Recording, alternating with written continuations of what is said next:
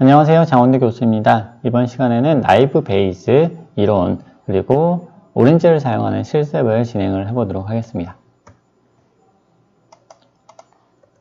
나이브 베이스는 사전 확률, 사후 확률 사이 관계를 사용해서 데이터를 분석하는 방법입니다. 나이브, 단순한 거거든요. 좀 너무 단순하다. 이렇게 나이브라고 하는데 단순한 방법이고요. 단순하다고 하는 거는 특성들이 서로 독립이다 라는 것을 가정을 한다라는 부분에서 나이브라는 이름이 붙었습니다. 예를 들어서 키하고 몸무게를 통해 가지고 우리가 어떤 특성을 알아내려고 한다라고 할 때요. 이때 키하고 몸무게는 사실은 연관관계가 있잖아요. 그렇죠? 키가 커지면 몸무게도 같이 늘어나는 그런 성향이 있죠. 그래서 서로 영향을 끼치지만 좀 더 쉬운 분석을 위해서 우리는 이것을 독립적이다 라고 가정을 하고 진행을 한다는 것입니다. 나이브 베이스 모델은 분류 모델을 확률적 관점에서 접근한다는 면에서 조금 독특하다 라고 설명을 드릴 수 있겠습니다. 예를 들어서 어떤 A라는 사람이 있어요. 그래서 이 사람이 키가 170cm이고 체중이 80kg이라고 하는데 이 사람이 남자일까 여자일까를 어떻게 맞추어야 된다 라고 분류 모델이잖아요. 분류 학습한 다음에 이거를 테스트해야 된다 라고 했을 때요. 이거를 확률로 접근을 해요. 그래서 키가 170cm이고 체중이 80kg인 사람이 남성의 확률이 얼마일까 라고 우리가 고민을 하는 거죠. 그래서 이거를 확률적으로 뒤집어 가지고 우리가 이해를 합니다. 자, 키가 170cm이고 체중이 80kg 사람이 남성일 확률은 사실 알려지지 않았어요. 우리가 몰라요. 그런데 우리가 뭘 알 수 있냐면요. 데이터가 주어지면은 이런 거를 알 수가 있습니다. 오른쪽에 보시면 지금 키에 따른 확률 밀도 함수가 지금 나와 있고요. 그래서 체중에 따른 확률 밀도 함수가 나와 있어요. 그래서 이게 뭐냐면 우리가 데이터가 굉장히 많이 주어지면 키를 남자에 대해서요. 남성에 대해서 키가 어떻게 분포하느냐 하는 걸 우리가 체크를 해볼 수 있습니다. 그래서 보니까 170인 사람이 제일 많고 그 다음에 여기서 커질수록 또 작아질수록 숫자가 줄어들더라. 그리고 이거 줄어드는 정도가 어느 정도로 줄어들더라 라고 하는 걸 우리가 분포를 확인해 볼 수가 있습니다. 그럼 이 분포를 알고 있다 라고 한다면 우리가 결국은 이 분포를 그렇게 확률로서 생각을 할 수 있는 거죠. 키가 170cm인데 이 사람이 남성의 확률은 얼마인가 라고 했을 때 6%다 라고 우리가 생각을 해볼 수 있죠. 그리고 확률 밀도이기 때문에 우리가 좀 범위를 주어가지고 생각을 해볼 수도 있어요. 예를 들어서 170에서 180 사이 여기 있는 범위에 있는 비율, 남성이 요 안에 들어가는 비율이죠. 요 비율이 얼마다, 몇 %다 이렇게 생각을 해볼 수가 있죠. 그래서 요거를 확률로서 우리가 생각을 해보면 체중에도 마찬가지로 우리가 생각을 해볼 수 있습니다. 예를 들어서 68kg 정도가 가장 평균이었고 이 평균을 중심으로 이렇게 체중이 분포가 되어 있더라 라고 우리가 또 계산을 해볼 수가 있습니다. 이 분포를 우리가 알고 있다면요. 그 다음에는 이걸 바탕으로 아까 우리가 모르고 있는 문제, 즉 키가 170cm이고 체중이 80kg인 사람이 남성의 확률이 얼마인가 하는 질문에 수학적으로 대답을 해줄 수가 있어요. 그래서 이거는 결국은 수학적으로 적어보면 제가 사실 인공지능 강의에서 수식을 적는 거를 최대한 적게 하려고 하는데 여기서는 제가 안 적을 수가 없더라고요. 안 적고 어떻게 해보려고 고민을 좀 해봤는데 안 적고 하기가 좀 쉽지가 않았습니다. 이 정도는 좀 이해를 해주세요. 그래서 지금 키가 170이고 W가 80. 인 조건. 조건을 기준으로 해서 남성일 경우의 수, 그죠? 이렇게 우리가 확률을 읽어볼 수 있겠죠? 자, 요런 조건, 오른쪽의 조건이죠. 오른쪽의 조건을 만족하면서 왼쪽을 만족하는 오른쪽에는 조건이 기준이죠. 요 조건 하에서 왼쪽에 있는 것을 왼쪽에 있는 것에 대한 확률 요 식이 되겠습니다. 그래서 요거를 그냥 한글로 읽으면 위에 있는 거하고 똑같아요. 키 170cm, 체중이 80kg 사람이 남성일 확률. 네, 이렇게 읽을 수가 있습니다. 그래서 이제 요거를 구하는데, 요거를 이제, 우리가 좀 풀어가지고, 요거를 뒤집어서 생각을 해볼 수 있어요. 그래서 요거는 모르지만, 우리가 남성에 대해서, 전체적으로 남성에 대해서 키가 170cm일 확률은 우리가 알 수 있어요. 뭘로 알 수 있어요? 네, 여기 확률 밀도 함수, 이 분포를 통해서 알 수 있죠. 데이터가 굉장히 많다 라고 한다면, 예를 들어서 100만 명에 대해서 우리가 이제 데이터를 이렇게 모을 수가 있겠죠. 성인 남성에 대해서 100만 명을, 대한민국에 사는 성인 100만 명 남성에 대해서 이렇게 데이터를 가져와서 확률 밀도 함수를 이렇게 계산해 볼 수가 있습니다. 히스토그램 그리면 돼요. 히스토그램 그리고 이제 그거를 바탕으로 우리가 확률 밀도 함수도 계산할 수 있거든요. 자, 확률 밀도 함수 이렇게 나왔다 라고 한다면 그때는 이제 계산하면 되죠. 170에서 쭉 올려보면 돼요. 자, 0.06이네. 딱 정확하게 170이 될 확률은 0.06, 저기 %다 라고 내가 알 수 있습니다. 0.06인 거죠. 그 다음에 W80 또 봐, 남성. 자, 남성인데 몸무게가 80kg일 확률. 자, 이렇게 80이 있어요. 이것도 마찬가지로 우리가 데이터가 많이 있기 때문에 분포를 알 수 있습니다. 그러면 분포에 맞춰가지고 보게 되면 80을 따라가 보니까 2%, 0.0이에요. 그러면 0.06 곱하기 0.02가 되는 거죠. 자, 이렇게 값이 나왔습니다. 그렇죠? 두 개가 다 만족해야 되잖아요. 그렇죠? 키가 170인 경우에 대해서 남성인 확률, 그 다음에 체중이 70에 대해서 남성인 확률. 지금 어떤 거 얘기하는지 아시겠죠? 우리가 구해야 되는 거는 키가 170이고 체중이 70인데 이 사람이 남성의 확률이 얼마일까 하는 거를 구하는 건데, 이거를 그대로는 구할 수가 없으니까 이걸 뒤집어 가지고 남자인데 170일 확률, 그죠? 여기 바뀌었죠? 170인데 남자일 확률을 하는 게 아니고 남자인데 170일 확률, 그 다음에 남자인데 80kg일 확률, 요거를 계산을 하는 거예요. 그럼 일단 두 개가 다 만족을 해야 돼요. 그렇죠? 두 개가 다 만족을 해야 되니까 두 개를 곱합니다. 두 개의 확률을 곱하고요. 그 다음에 여기서 우리가 남자인데 라는 것을 이제 전제 조건을 걸었잖아요. 그렇기 때문에 남자일 확률을 같이 여기다가 걸어줍니다. 그렇게 해야 이제 앞서 나온 키가 170이고 W가 80, 몸무게가 80kg일 때 이 사람이 남성일 확률이 나옵니다. 정확하게 계산을 하려면 이게 정규화 값을 뒤쪽에 곱해줘야 돼요. 정규화 값이라고 하는 거는 결국은 우리가 이제 나오는 남성에 대한 값과 여성에 대한 값을 다 계산을 해가지고 요거를 두 개를 더한 값을 정규화 값으로 쓰거든요. 그런데 이제 결국은 똑같은 값으로 남자든 여자든 똑같은 값으로 여기서 곱해줄 거기 때문에 요거는 두 개를 비교할 때는 의미가 없습니다. 그래서 요거는 지워줍니다. 그래서 이제 위쪽에 요거를 계산해 주면 돼요. 네, 여기를 쭉 계산해 주면 이미 샘플이, 자, 이걸 한글로 읽어 볼게요. 한글로 읽어 보면 맨 앞에 있는 P 남성 돼 있는 게 이미 샘플이 남성일 확률. 자, 그러면 무슨 얘기예요? 남성의 비율을 얘기하는 거죠. 그렇죠? 10개 중에서 우리가 10개의 구슬이 있는데 그 중에 6개는 남자라고 쓰고 4개는 여자라고 쓰고 거기서 우리가 그냥 이미 랜덤하게 뽑는다. 이렇게 되면은 남자라고 적힌 구슬이 뽑힐 확률이 얼마나 돼요? 네, 10분의 6이죠. 60%. 자, 그걸 얘기합니다. 남성 비율. 그 다음에 두 번째 거는 남성이면서 남성인데 키가 170cm일 확률. 그 다음에 뒤에 거는 남자인데 몸무게가 80kg일 확률. 네. 이렇게 우리가 비교를 해볼 수가 있는 거죠. 그 다음에 이렇게 곱하면 우리가 원하는 이 값을 계산을 할 수가 있는 겁니다. 자, 앞서 제가 말씀드린 대로 이제 남자인데 170일 확률, 남자인데 80kg일 확률, 이거 같은 거는 주어진 데이터로부터 우리가 계산을 할 수 있습니다. 주어진 데이터가 이렇게 분포를 이미 우리가 알고 있는 거예요.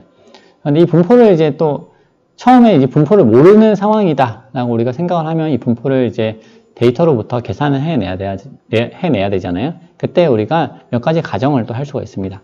자, 이렇게 가우스 분포를 띈다 라고 우리가 가정을 해볼 수 있고요. 그 외에 포화성 분포를 띈다. 혹은 분포, 일반적인 그런 분포가 아니고 특수한 그런 형태를 가진 확률 밀도 함수를 가진다 라고도 얘기를 할 수가 있습니다. 그래서 그런 부분은 이제 예를 들어서 우리가 이제 특수한 분포를 가진다 이렇게 되는 거예요. 예를 들어서 키를 실제로 조사를 해봤더니 이렇게 정규 분포 형태를 띄지 않고 그래서 올라갔다가 160 제일 많고요.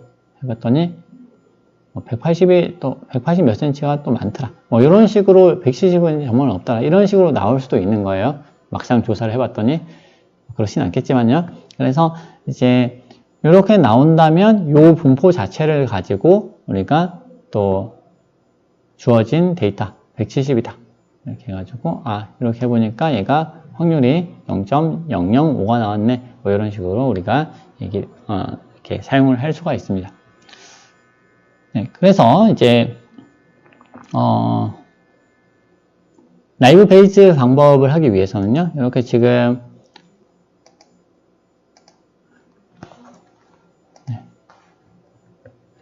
나이즈 베이즈 방법을 하기 위해서는 이렇게 지금 남성에 대해서 이렇게 먼저 계산을 했었는데요. 그 이후에 여성에 대해서 똑같이 계산을 해줍니다. 여성 분포에 대해서 키 분포를 계산을 하고 체중 분포를 계산한 다음에 여성인데 키가 171 확률, 여성인데 체중이 81 확률 이렇게 계산을 합니다. 그렇게 해서 둘 중에 무엇이 큰가 살펴보고 더 큰 것을 최종 이렇게 분류 결과로 이렇게 약점을 짓습니다. 나이브 베이즈의 전체 과정을 다시 설명을 드리도록 하겠습니다. 그러니까 지도학습에 있어서는 우리가 두 개의 과정으로 나누어졌죠. 이제 학습 과정과 테스트 과정. 그래서 학습 과정은 주어진 데이터를 바탕으로 모델을 만드는 과정. 테스트는 만든 모델을 새로운 데이터를 사용해서 검증하는 과정이었어요. 자, 먼저 학습이 필요하겠죠. 학습은 어떻게 하느냐? 학습을 하기 위해선 데이터가 맨 처음에 주어질 거예요. 그 주어진 데이터로부터 우리가 히스토그램을 먼저 그려봅니다. 이렇게 우리가 그려볼 수가 있습니다. 키에 따라서 얼마나 많은 사람이 있었나. 지금 왼쪽은 지금 밀도로 되어 있는데요. 지금 이게 히스토그램 먼저 그리고요.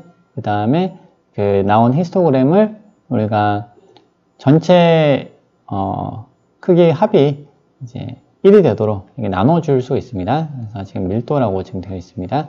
히스토그램 형식으로 우리가 쭉 그려보고요. 체중에 대해서도 마찬가지로 이렇게 그려봅니다. 그러면 이렇게 실제 데이터가 나와 있구나라는 걸 알 수 있고요.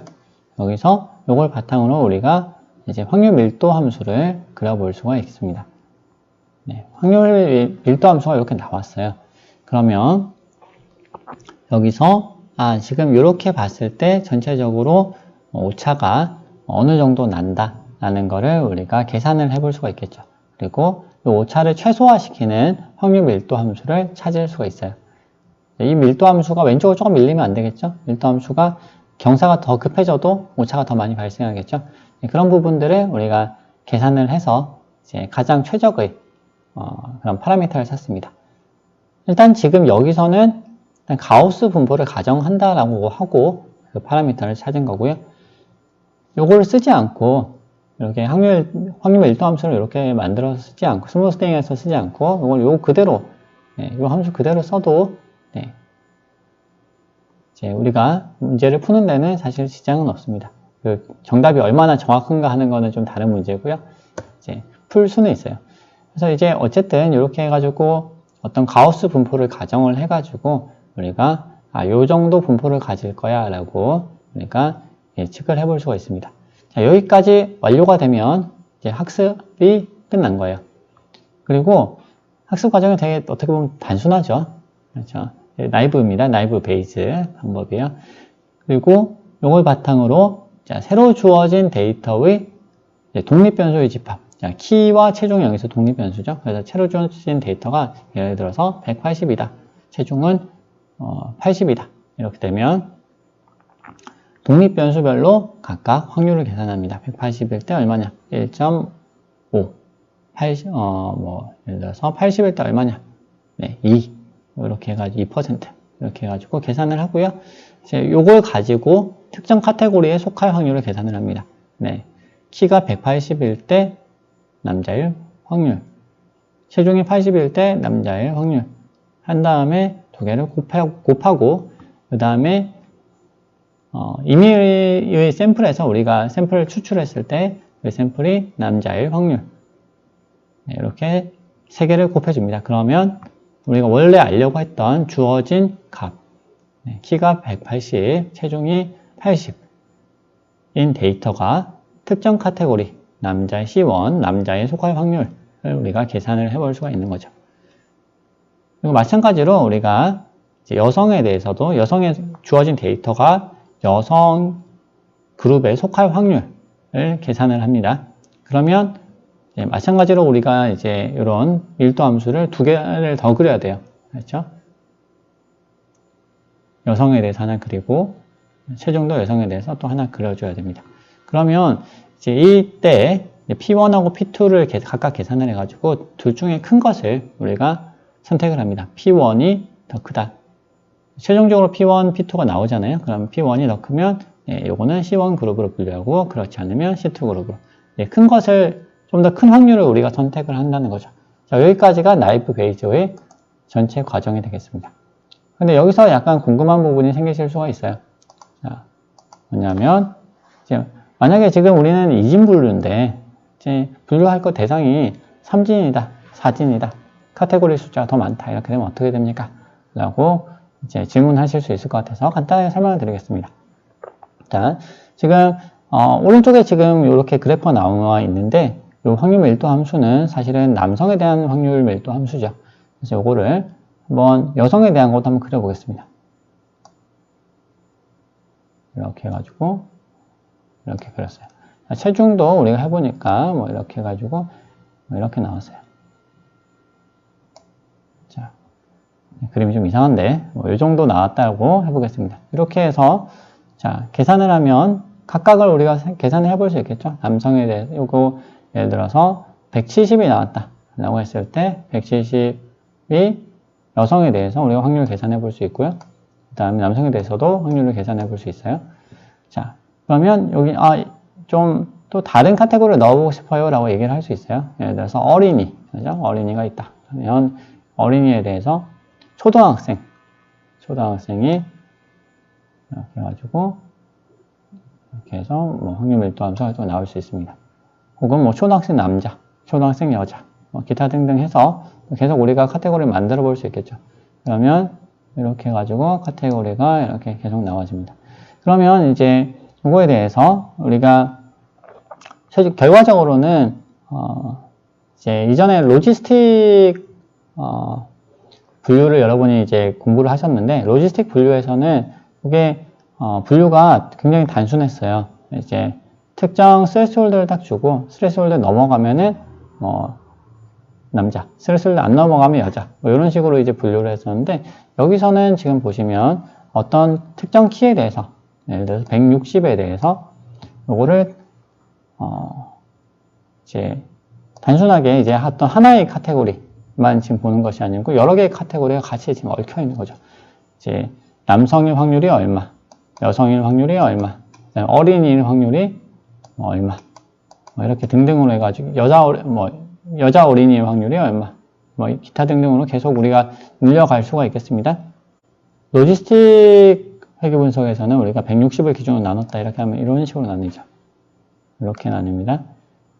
네, 스무스하게 올라가긴 하지만 어쨌든 이제 특정 위치를 기준으로 작다, 크다 이렇게 나눴는데 나이브 베이즈의 경우에는 이렇게 보시면 네, 여러 개로 지금 나눌 수 있죠. 올라갔다 내려가는 이런 형태로 지금 되어 있기 때문에 가우시안 경우에 특정 변수에 대해서 특정 독립 변수에 대해서 우리가 기준치를 하나뿐만 아니고 여러 개 이렇게 여러 개 두고 데이터를 분류할 수 있다라는 장점이 있겠습니다. 그러면 이제 오렌지를 사용해서 나이브 베이즈의 실습을 진행해 보도록 하겠습니다.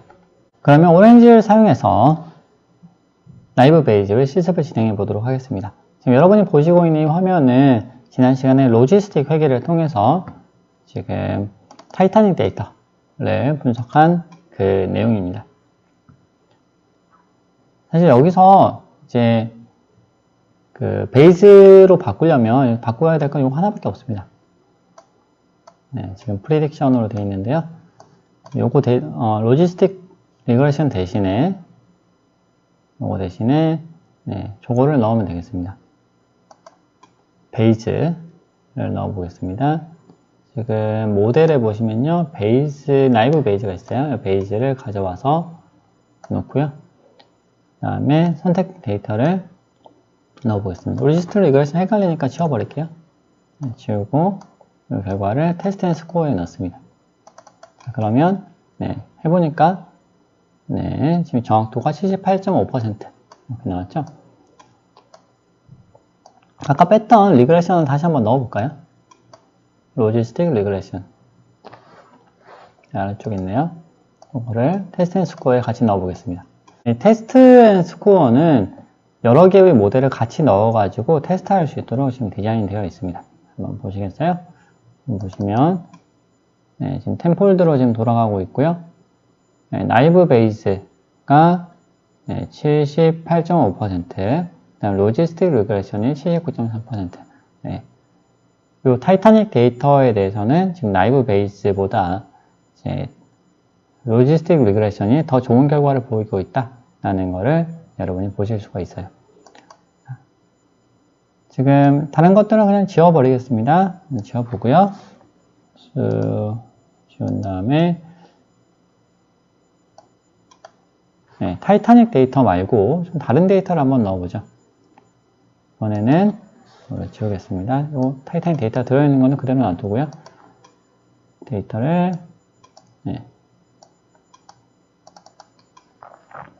네, 이번에는 네, 하우징 지난번에 한번 하셨죠? 네, 보스턴에 있는 집값을 나타내는 이런 데이터입니다. 여기서 무엇을 쓸 것인가 선택을 해야 되고요. 자, 지금 여기서 지금 보시면 전체적으로 이제 우리가 집값을 예측하도록 이렇게 되어 있어요. 그런데 지금 문제는 이 하우징 데이터는 이제 수치를 예측하는 거잖아요. 그래서 이거를 그대로 쓸 수는 없습니다. 그래서 대신에 요 집값이 높다, 낮다 이렇게 해서 두 가지로 한번 분류하는 거를 한번 해보도록 하겠습니다. 네, 지금 데이터에 보시면 다 수치로 되어 있습니다. 그런데 입력은 그대로 놔두고요. 출력만 네, 카테고리칼 변수로 바꿔보겠습니다.